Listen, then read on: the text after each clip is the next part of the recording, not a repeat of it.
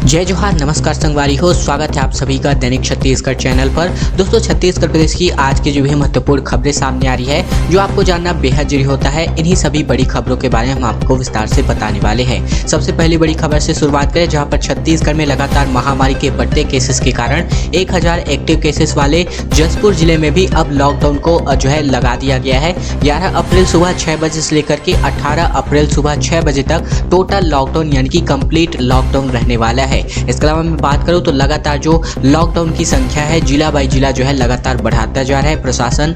दोस्तों, इसके पहले जो है रायपुर, दुर्ग, राजनांदगांव के अलावा बेमेतरा जिले में भी पूरी तरीके से लॉकडाउन किया जा चुका है। बालोद, बेमेतरा, राजनांदगांव में भी यहाँ पर लॉकडाउन किया जा चुका है। अब जो बात यहाँ पर सामने आ रही है कि 1000 एक्टिव केसेस वाले जसपुर जिले को भी सरकार ने अब लॉकडाउन कर दिया है। इसके अलावा मैं बात करूँ तो जो कंप्लीट लॉकडाउन है 11 अप्रैल सुबह 6 बजे से लेकर के 18 अप्रैल सुबह 6 बजे तक जो है संपूर्ण रूप से रहने वाला है। इस दौरान जिले की सभी सीमाएं सील रहेंगी और जिले में लगभग फिलहाल 1000 एक्टिव केसेस है। रायगढ़ में भी नाइट कर्फ्यू लगा दिया गया है। अब यहाँ दुकानें 6 बजे से लेकर के शाम 6 बजे तक ही खुले रह सकती हैं।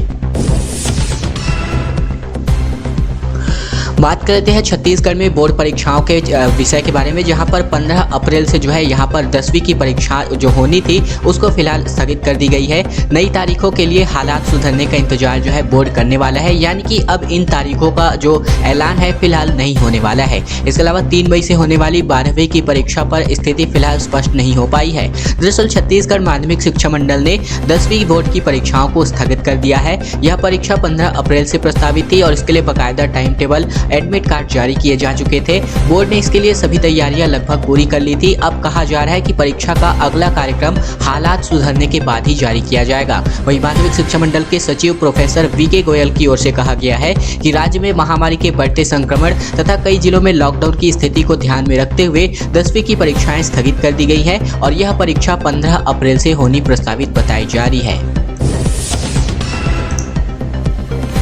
छत्तीसगढ़ में चुनावों पर जो है ब्रेक लगा दिया गया है सरकार की ओर से। राज्य निर्वाचन आयोग ने पंचायत चुनाव की मतदाता सूची को जो है रोक दिया है, स्थगित कर दिया है।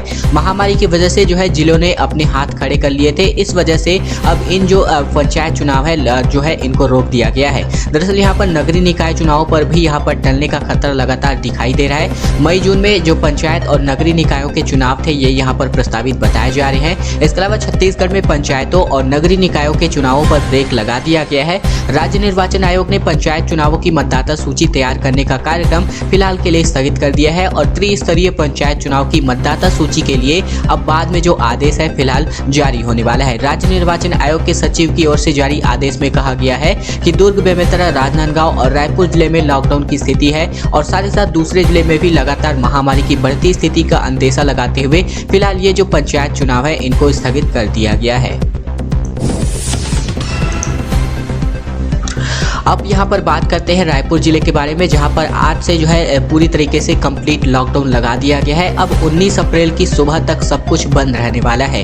दरअसल बात करते हैं लॉकडाउन लगने से पहले जो है रायपुर के बाजारों में लोगों का यहाँ पर रेला और मेला दोनों देखने को मिला है।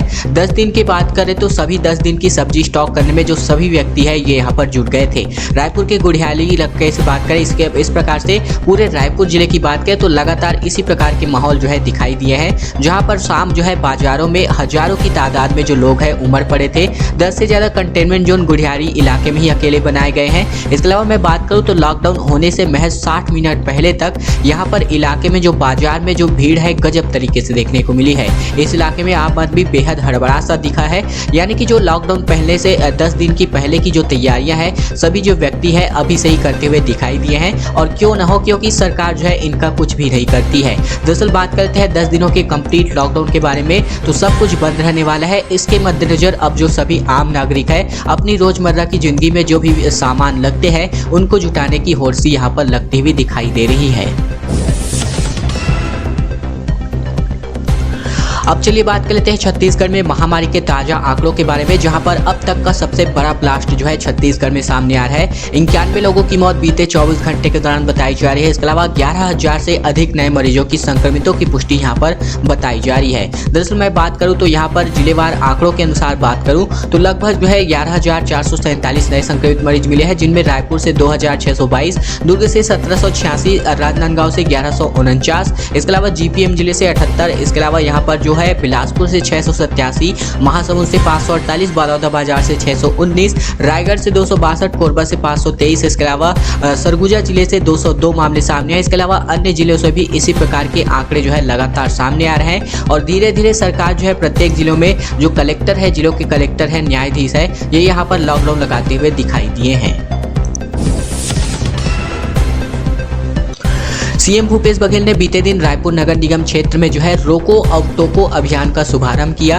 आपको महामारी के खिलाफ जानकारी देने के लिए घर घर ये जो वॉलंटियर है जाने वाले हैं। दरअसल बात करूं तो जो रोको और टोको अभियान है, इसका शुभारंभ मुख्यमंत्री भूपेश बघेल ने अपने निवास परिसर से किया हुआ है। महामारी संक्रमण रोकने के लिए 100% टीकाकरण सुनिश्चित करने के लिए और लोगों में महामारी अनुरूप व्यवहार को सुनिश्चित करने के उद्देश्य से यह अभियान प्रारंभ किया गया है। मुख्यमंत्री बघेल ने कहा है कि यूनिसेफ के साथ रायपुर जिला प्रशासन और समाज सेवी संगठन समर्थ द्वारा संयुक्त रूप से इस अभियान को प्रारंभ किया गया है और इसके तहत लगभग 600 वॉलंटियर रायपुर नगर निगम के 70 वार्डों में झुग्गी बस्तियों में विभिन्न मोहल्लों और अपार्टमेंट में जाकर लोगों को सामाजिक दूरी का पालन करना, मास्क का उपयोग करने, हाथों की सफाई का ध्यान रखने और वैक्सीनेशन कराने के लिए प्रेरित करेंगे। इस अभियान में धर्म गुरुओं, विशिष्ट सामाजिक संगठनों और जनप्रतिनिधियों का भी सहयोग जो है बाकायदा मिलने वाला है।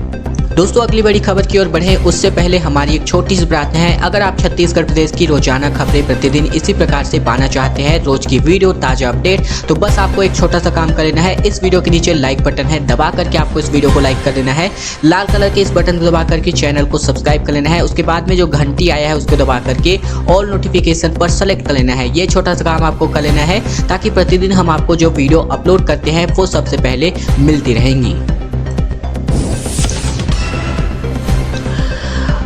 विश्वविद्यालयों में परीक्षाओं को लेकर के कुलपतियों ने यहां पर प्रस्ताव जो है सरकार को भेज दिए हैं। दरअसल कुलपतियों के माध्यम से यहां पर सरकार ने इनसे प्रस्ताव जानने की कोशिश की थी। दरअसल फर्स्ट और प्रीवियस की परीक्षाएं ऑनलाइन और फाइनल की ऑफलाइन, इसके अलावा सेमेस्टर और वार्षिक परीक्षा साथ लिए जाने की बैठक में यहां पर सहमति जो है बन गई है। दरअसल यहां पर हायर एजुकेशन के बारे में बात करें तो इस बार प्रथम और द्वितीय वर्ष की जो परीक्षाएं हैं ऑनलाइन मोड से, इसके अलावा फाइनल ईयर की परीक्षाएं ऑफलाइन कराने की तैयारी सरकार करने जा रही है। वही वार्षिक और सेमेस्टर परीक्षाएं भी एक साथ ही लेने का प्रस्ताव किया गया है। दरअसल यह प्रस्ताव अकादमिक विश्वविद्यालयों के कुलपतियों ने, यानी कि जो यहाँ पर डीन होते हैं विश्वविद्यालय के, इन्होंने राज्य सरकार को यह प्रस्ताव भेज दिया है। बढ़ते संक्रमण के कारण और साथ ही साथ विभिन्न जिलों में लग रहे लॉकडाउन को देखते हुए उच्च शिक्षा विभाग ने उनसे परीक्षा के मोड को लेकर के विचार और प्रस्ताव मंगाए हुए थे, जो कि इन कुलपतियों के माध्यम से भेज दी गई है। लॉकडाउन इफेक्ट निकलकर सामने आ रहा है। छत्तीसगढ़ विधानसभा 11 अप्रैल तो बंद हो गए हैं। इसके अलावा अब बात करें तो 19 अप्रैल तक वर्क फ्रॉम होम से आदेश जारी किए जा चुके हैं। मंत्रालय और संचालनालय के अधिकारी कर्मचारी भी यहां पर घर से वर्क फ्रॉम होम कर रहे हैं। दरअसल यहां पर बात करें तो छत्तीसगढ़ की राजधानी रायपुर में 10 दिनों का कंप्लीट लॉकडाउन शुरू हो गया है। इस वजह से प्रशासन ने जिले के सभी सरकारी कार्यालयों को भी इस दौरान बंद रखने का आदेश जारी किया है। ऐसे में छत्तीसगढ़ विधानसभा ने भी अपने कर्मचारियों और अधिकारियों को लॉकडाउन के दौरान घर से ही काम निपटाने का आदेश जारी किया है। सचिवालय में कई कर्मचारियों और अधिकारियों की संक्रमण की चपेट में आने की वजह से 7 अप्रैल से ही विधानसभा सचिवालय का कामकाज बंद हो गया है। इस वजह से लगभग जो है अब जो मंत्रालय के काम है, संचालनालय के, ये अब 11 अप्रैल से लेकर के 19 अप्रैल तक बंद रहने वाले हैं। महामारी के टीकाकरण की बात करें तो टीकाकरण शुरू होने के 84 दिन बाद मुख्यमंत्री बघेल और गृह मंत्री साहू ने यहां पर वो कोवैक्सीन का पहला डोज लगवा लिया है। इसे ही यहां पर नहीं लगाने पर सरकार अड़ी हुई थी। दरअसल बात करें तो देश में महामारी से बचाने के लिए टीका लगना शुरू हो गया है और टीका लगने के लगभग 84 दिन बाद छत्तीसगढ़ के मुख्यमंत्री भूपेश बघेल, गृह मंत्री ताम्रध्वज साहू ने इसका जो है पहला डोज लगवा लिया है। दोनों जो है रायपुर के मेडिकल कॉलेज स्थित टीकाकरण केंद्र पहुंचे और उन्होंने वहां पर कोवैक्सीन का पहला टीका लगवा लिया है। कोवैक्सीन को लेकर ही राज्य सरकार जो है केंद्र की ठनी हुई थी। अब कोवैक्सीन का प्रयोग छत्तीसगढ़ में सरकार ने रोक रखा था। सरकार का कहना था कि इस टीके के तीसरे चरण का ट्रायल जो है पूरा नहीं हो पाया है, ऐसे में वे लोगों को लगवाने का रिस्क जो है नहीं ले सकते हैं। अब बात बताया जा रहा है कि मुख्यमंत्री बघेल ने जो है यही टीका जो है लगवा लिया है। जवान को छोड़ने के बाद ग्रामीणों को यहां पर नक्सलियों ने अगवा कर लिया है। फिलहाल मामला सामने आ रहा है बीजापुर में, जहां पर मितानिनो मास्टर ट्रेनर सहित लगभग 3 महिलाओं को नक्सलियों ने अपहरण कर लिया है। अफसरों का कहना है कि फिलहाल अभी कंफर्मेशन नहीं हो पाई है। दरअसल छत्तीसगढ़ के बीजापुर में मितानिन ट्रेनर सहित 3 महिलाओं को नक्सलियों ने गुरुवार देर रात तक अपहरण कर लिया। महिलाओं को बांध करके नक्सली अपने साथ ले गए। CMHO ने मितानिन ट्रेनर को अगवा किए जाने की पुष्टि नहीं की है। इसके अलावा बात करें तो यहाँ पर बीजापुर के SP कमल लोचन कश्यप का कहना है कि फिलहाल जो है उन्हें इस बारे में जानकारी नहीं मिल पाई है। दरअसल माफ करें दोस्तों, CMHO ने यहाँ पर मितानिन ट्रेनर को अगवा किए जाने की पुष्टि कर ली है, लेकिन बीजापुर के SP कमल लोचन कश्यप का फिलहाल अभी जानकारी सामने नहीं आई है। इस घटना को लेकर के कंफर्मेशन करने की बात जो है SP कमल लोचन कश्यप करते हुए दिखाई दिए हैं। व्यवस्था को यहाँ पर ऑक्सीजन की मदद चाहिए, क्योंकि छत्तीसगढ़ में लगभग 3446 बेड में ही ऑक्सीजन की सुविधा है। महामारी के हर 5वें मरीज को यहाँ पर सांस की तकलीफ सामने आ रही है। अस्पतालों में यहाँ पर बेड की संख्या में अपार कमी देखने को मिल रही है। छत्तीसगढ़ में महामारी की दूसरी लहर के बीच स्वास्थ्य व्यवस्था लगभग डगमगा सी गई है। एक दिन पहले की बात करें तो आंकड़ों के मुताबिक प्रदेश में लगभग 68,125 मरीज थे एक्टिव केसेस में। इनमें से 2800 से अधिक को यहाँ पर ऑक्सीजन सपोर्ट पर रखा गया है। स्थितियां इतनी बुरी हो गई है कि होम आइसोलेशन में रह रहे मरीज की तबीयत खराब होने पर उन्हें अस्पताल में ऑक्सीजन वाला बेड मिलने में भारी दिक्कतों का सामना करना पड़ रहा है। डॉक्टरों का कहना है कि अस्पताल आने वाले हर 5वें मरीज में सांस लेने में तकलीफ की समस्या सामने आ रही है। ऐसे अस्पतालों में अधिक से अधिक ऑक्सीजन युक्त बेड की व्यवस्था बनानी पड़ेगी। इसके अलावा रायपुर के अस्पतालों पर मरीजों की भीड़ का भारी दबाव यहाँ पर देखता हुआ दिखाई दिया है। रायपुर एम्स में कोई भी बेड खाली नहीं मिल रही है। इसके अलावा रायपुर के मेडिकल कॉलेज अस्पताल का भी कुछ ऐसा हाल जो है निकलकर सामने आ रहा है। फिलहाल अगर मैं हाल के बारे में बात करें तो जो हमारी जो स्वास्थ्य व्यवस्था है ये पटरी से बेपटरी होती हुई दिखाई दे रही है इस महामारी के भयंकर प्रकोप के कारण। छत्तीसगढ़ हाई कोर्ट का एक अहम फैसला निकलकर सामने आ रहा है। इनका कहना है कि किसी के पक्ष में प्रचार पद का दुरुपयोग नहीं है। इसके अलावा कोरबा की बाल कल्याण समिति के अध्यक्ष को पुनः बहाल करने के आदेश जारी किए गए हैं। छत्तीसगढ़ हाई कोर्ट ने एक अहम फैसला देते हुए कहा है कि किसी के पक्ष में प्रचार करना पद का दुरुपयोग करने की श्रेणी में नहीं आता है। इसके अलावा कोर्ट की सिंगल बेंच में कहा गया है कि ऐसा कोई प्रावधान JJ एक्ट 2015 में नहीं है। इसी प्रावधान का प्रयोग करते हुए शासन ने कोरबा की बाल कल्याण समिति के अध्यक्ष मधु पांडेय को पद से हटा दिया था। 11 अप्रैल 2017 को तत्कालीन सरकार ने 3 साल के लिए बाल कल्याण समिति का अध्यक्ष बनाया था। उनका कार्यकाल 2020 को समाप्त होना था, लेकिन जब उनके कार्यकाल को महज 2 माह बच गए थे तब उन्हें 19 जनवरी 2020 को शासन के पद से हटा दिया गया था। कहा गया था कि उनके द्वारा नवंबर 2018 में भारतीय जनता पार्टी के प्रत्याशी के प्रचार में हिस्सा लिया गया था। इस आदेश के खिलाफ मधु पांडे ने एडवोकेट रोहित शर्मा के जरिए हाईकोर्ट में याचिका लगाई थी। अब जो ये फैसला है फिलहाल 2 साल बाद इन्हीं के पक्ष में आ गया है और छत्तीसगढ़ हाईकोर्ट का कहना है कि फिलहाल किसी के पक्ष में प्रचार जो है पद का दुरुपयोग नहीं है। तो ये जो स्पष्ट बातें हैं छत्तीसगढ़ हाईकोर्ट ने सुना दी है।